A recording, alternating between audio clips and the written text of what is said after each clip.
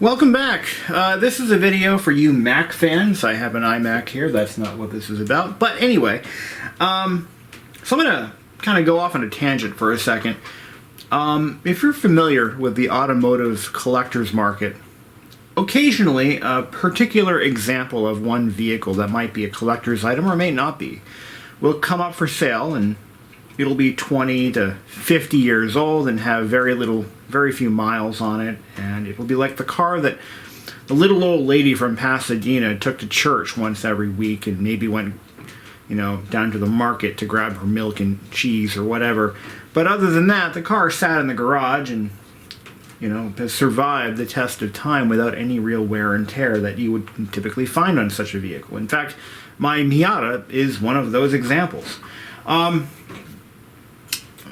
But anyway, for those of you who collect vintage computers, and especially laptops, occasionally one such example pops up for sale or winds up in your possession for one reason or another that is in immaculate condition, an older product that has managed to survive its useful working life without really seeing any damage, any scratches or dings or dents.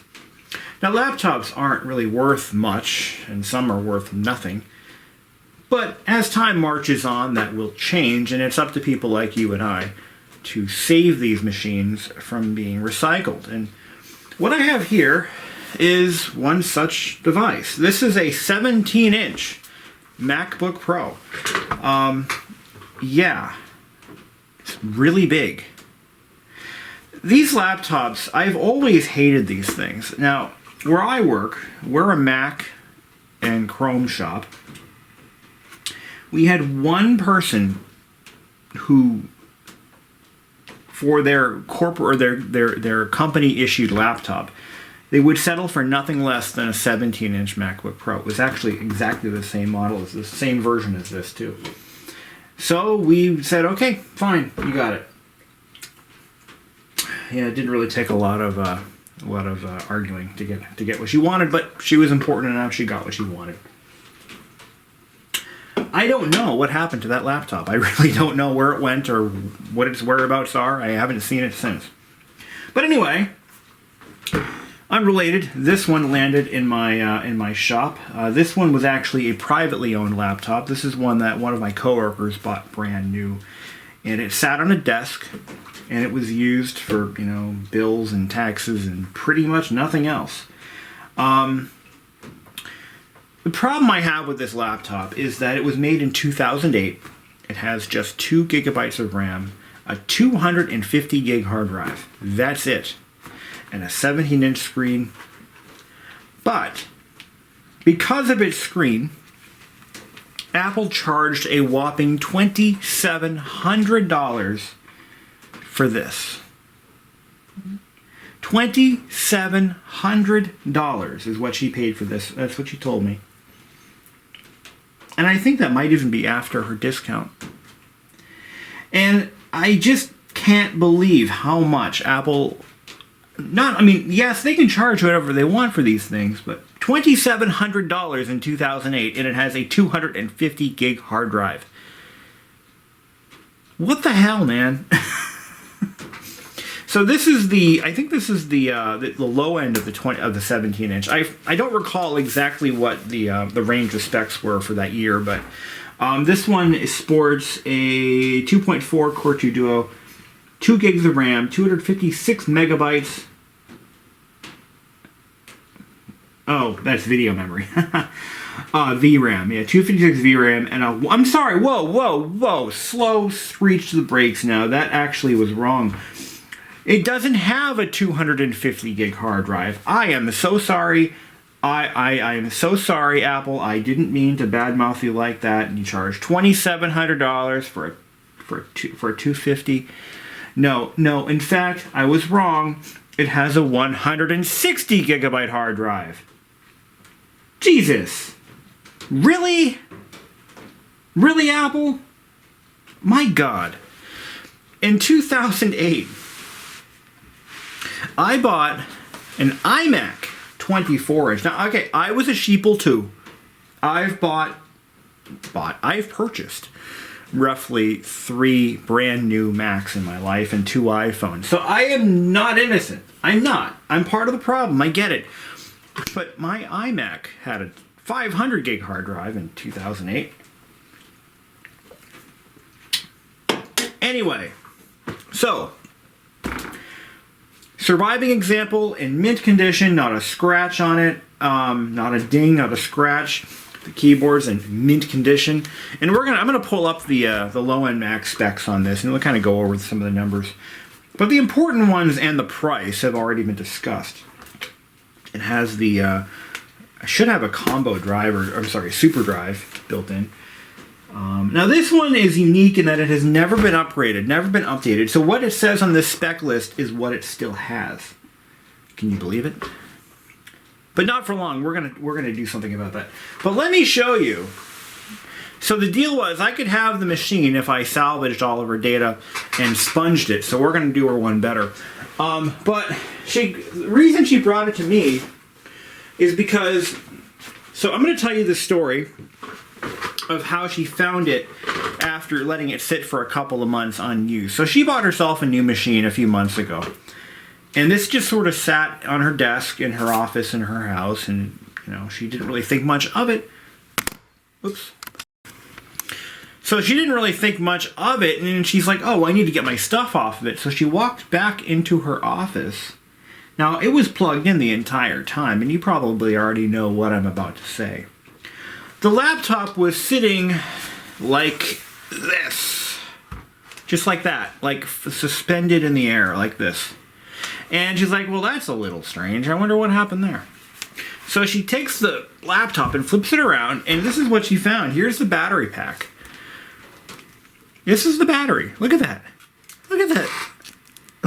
Can you believe that? It didn't burst, but the cells just blew up. This is bad. This is really bad. I see this all the time, though. I mean, this happens on occasion. We have some Chromebooks at work.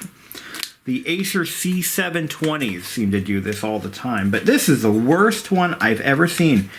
Look at this battery pack, man. Production date of 8/21/07. So this was a early 2008 one, I think. There's a production date on the bottom of the case. Look at that shit. I saved this just for the video. But anyway, so we're gonna fix this thing up. I actually have a reason to have this. I am going to use this as a replacement for my 20-inch iMac that I use occasionally as a bridge Mac for various reasons. And it's a good little laptop. It has low hours, low miles, good condition, and it's a 17-inch. So what we're gonna do is we're gonna make some changes.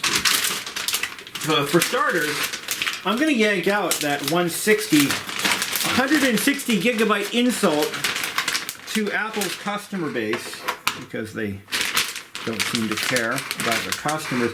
We're also going to pop in some more RAM. 2 gigs ain't enough. I'm going to bump it up to 4. So, according to LEM, lowendmac.com, this device can take up to 6 gigabytes of RAM. That requires one 4 and one 2 gig module. But we're just going to put 4 in it because that's all it really needs. So what we're going to do is I'm going to kind of go over how to crack these open without breaking them. It can be a challenge. So to pull the memory door off, we just need a small, I think it's a 00 Phillips. What's this one? A PH0, sorry, a PH0. Crack that open. Don't lose those screws. They're kind of hard to find. Outside of Apple's landscape, you can't find them in the wild. This one has 4 screws. Normally they have 3 on the 15-inch models. Let's take that door off. Okay, put that aside. Now we're going to take out the ridiculously low amount of RAM. It's got 2 1 gig modules. We're going to replace those with 2 4 gig modules. There we go. I'm going to set these aside in case there's a problem with these and it doesn't boot. That does happen on occasion. Let's pop these in there. And these are PC2 5300. She's an old dog. One of the things you need to know, if you're working on these older Macs, and the newer ones of course as well, they are very strict as to what kind of memory goes in them. I've had instances where a PC2 6300 would cause the machine to fail. It won't boot unless it has exactly what it's asking for. Apple is special. Okay, so one of the interesting things about this generation of MacBook Pro, the first gen MacBook Pros, which this is one of, roughly, they still used Phillips head screws to seal the case up, which is interesting because Apple has been waging a war against Phillips head screws for quite some time. It's hard to realize just how long ago that was when they started that whole campaign.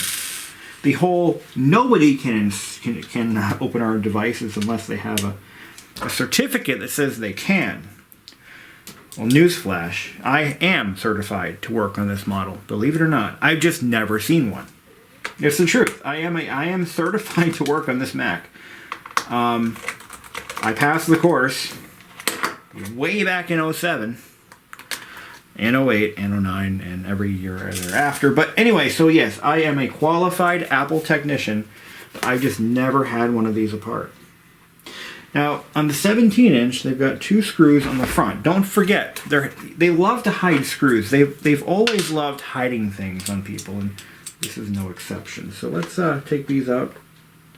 Now this one, it looks like it's either the assembler had a hard time getting his screwdriver on straight, or this has actually been apart before, because these screws, well, these two and these alone show signs of being tampered with. So,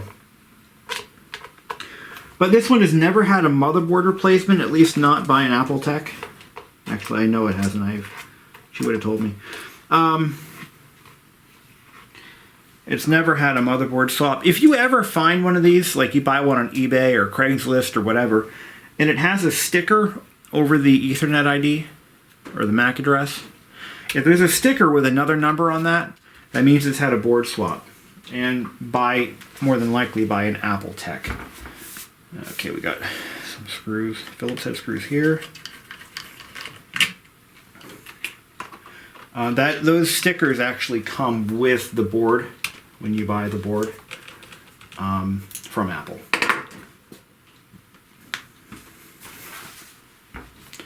And we got to take these. Now here's the other thing is they like to hide. They use a lot of screws. I phrased that totally wrong. Sorry. Not every screw has to come off. Some of them, actually, on one particular version of the MacBook Pro, there are decorative screws. Like they're not required to remove the case. I think they're placed there for aesthetics. Yeah, seriously. I haven't had one of this generation MacBook Pros apart in years. We finally got rid of them a couple years ago, and I stopped servicing them even before then, so if they broke, we would just get rid of them. But this one here, I don't think this one's ever been apart.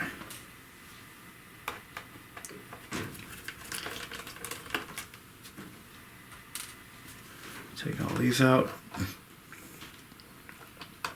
So my goal here is to kind of breathe a little bit of life back into this old one, because it's a nice laptop subjectively and or objectively, and it's got a nice big screen, and you know, it doesn't deserve to die.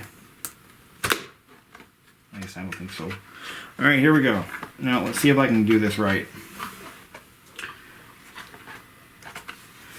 I haven't had one of these apart in a long time, and I do know that the keyboard and trackpad cables are, yeah, okay, there it is.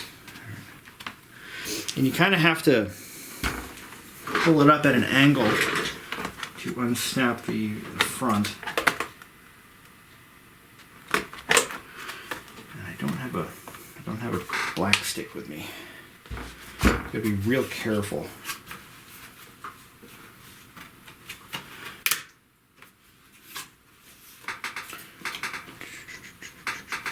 Did I miss a screw? No. Oh, I did. I I missed a screw. See? That's why I say, be careful. Pay attention to what you're doing. And I dropped the screw. There we go. So the keyboard is now free. You know what I should have done is I should have pulled up the service manual on this thing.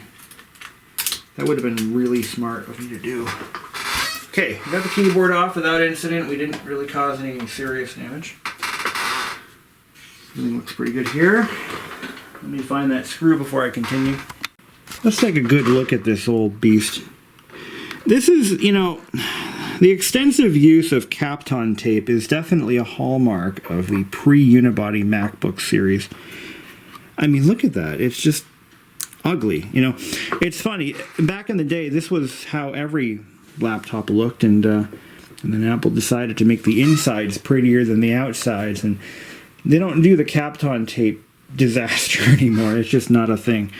But you'll notice it's kind of a composite structure, almost like a carryover from the PowerBook days, like the titanium and aluminum PowerBooks.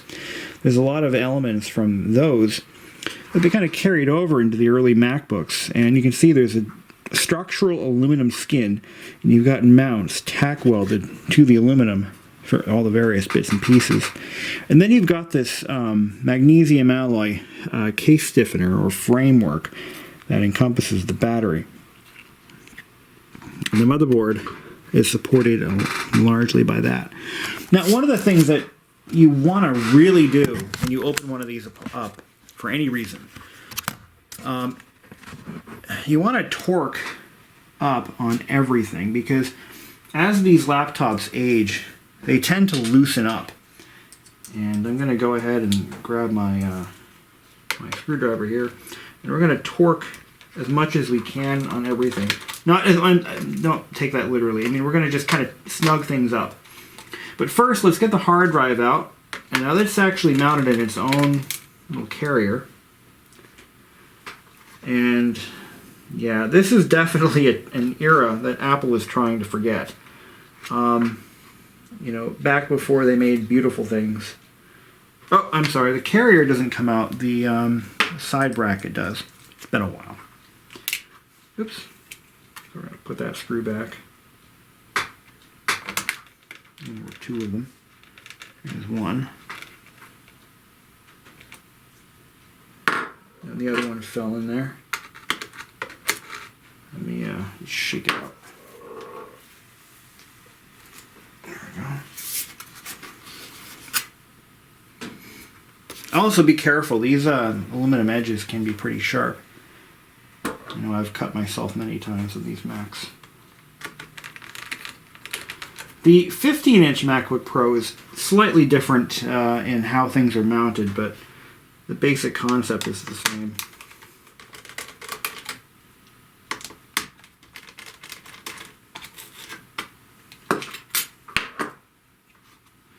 Alright, I actually have new Kapton tape at work, but I'm not going to bother with that.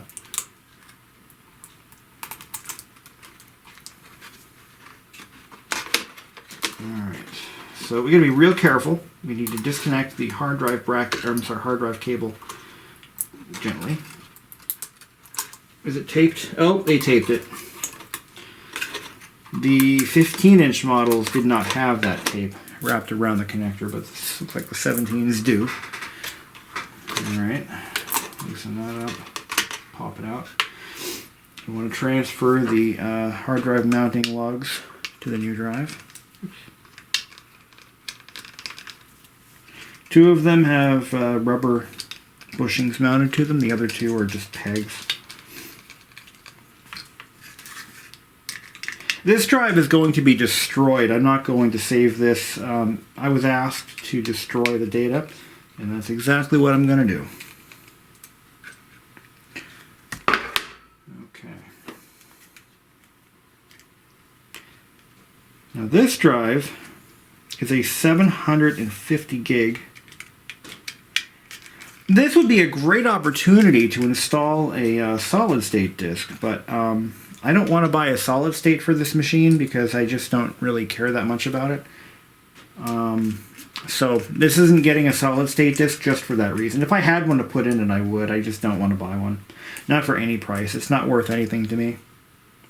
I've already got 2 perfectly good daily driver machines. I don't need another one.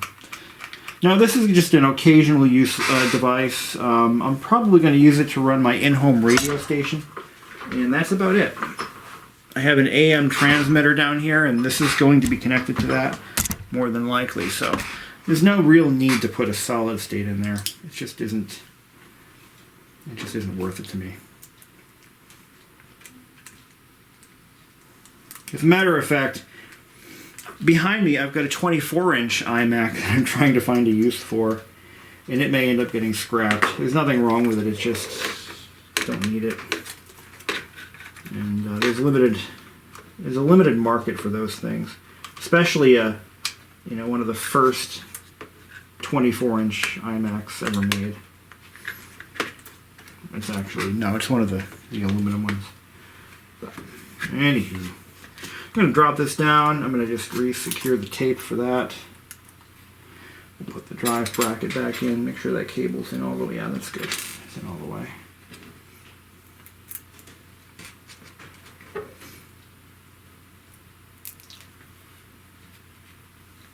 Yeah, the 750 gig laptop drives are, you don't really see them all that often, but I find them usually in consumer grade notebook PCs. That's where I usually find them. Most of the business class ones are ordered with 500 gig drives. Alright, so these screws here that mount the display hinges to the case, they almost always need to be torqued just a little bit.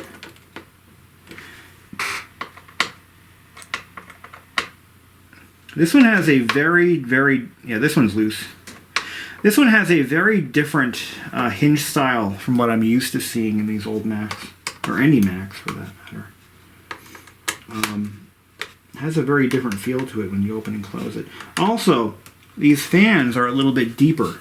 The impellers are a little larger than what you would normally see on a MacBook Pro of this time period. And the production date on the optical drive, usually there's a date on here somewhere. Manufactured September of 2007. So that really firmly squares this machine up to the early days of the MacBook Pro.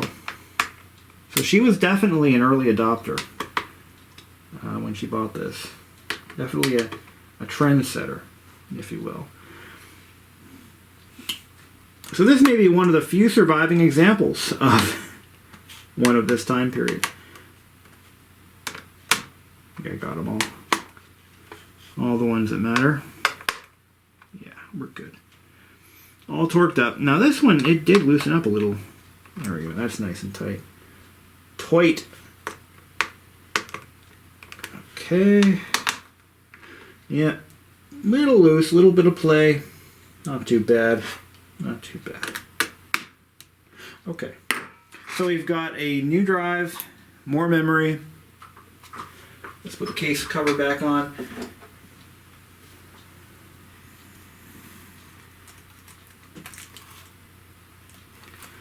Let's take a look at the bottom of this now. So there should be a battery in here too. On the 15s, the battery is somewhere in this region. But on the on the 17s, I don't know where that battery is. It's not on the underside of the lid. And I don't think this one has... Oh, it does have Bluetooth. You've got the 2 antenna wires plus the Bluetooth wire there. The battery, you know what? I think I know where it is. It's under the CD-ROM drive. Yeah, that's where it is. There's a little cable here, and that's that leads you to the battery, which is located just under the optical drive. So it should be replaced. I don't have one to put in there, and I'm not going to bother right now. So, okay, got that reconnected. Just bend these little tabs back. You get bent every time you pull the keyboard off if you do it in a slipshod manner as I did. Alright.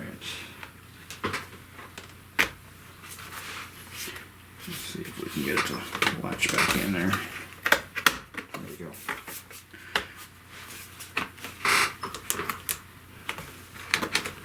Battery pack is nowhere near what the original one, believe it or not, the original Mac batteries were pretty well made. This one claims to have Sony cells, but I somehow doubt that. I mean, I'd like to crack it open on camera to see, but I'm not going to bother. Now, the fact that it's shipped in a totally discharged state... Oh, there's something there. One blinking light. Really, the battery is more for aesthetics in this case, because I'm not going to really be using this, you know, on an airplane, so I'm not really that worried about it. We'll see if it fits. Ah, it fits right in there. When we were still using these at work, we had a whole... Probably had about 50 of these laptops, the 15-inch MacBook Pros.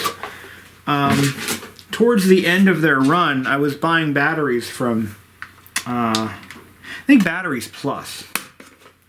And those replacement batteries were really all over the map in terms of longevity and dependability. But anyway, so we're going to get this sucker running, shall we? Okay. Now the reason I put the towel down is obvious. It prevents the bottom, or prevents the housing from getting scratched and scuffed. I'm telling you, they're fragile. They really are fragile. So let's get the power supply connected up and we'll turn it on. Let's see if it even posts and gives us a flashing Apple icon. At least that way we'll know the RAM is okay. Let's see if we get a charge indicator. We have a charge indicator. Okay, let's fire it up. Okay, we got a chime. It's not going to boot because the drive is blank, but that's okay. I've got a copy of 10.6.8 we can throw on there. And that's how we're going to get it going. Snow Leopard, baby. 10.6.3, my bad. Yeah, 10.6.3.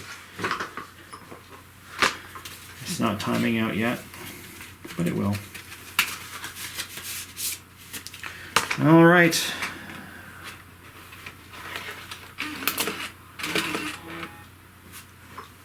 So here's what we're going to do. As soon as it sees that disk, it should boot right up.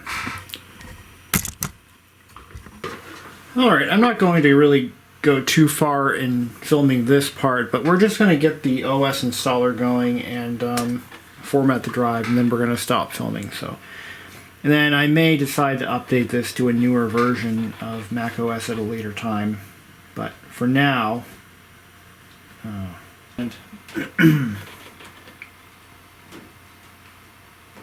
Yep, 4 gigs. Now we'll install. I'm going to do a custom install.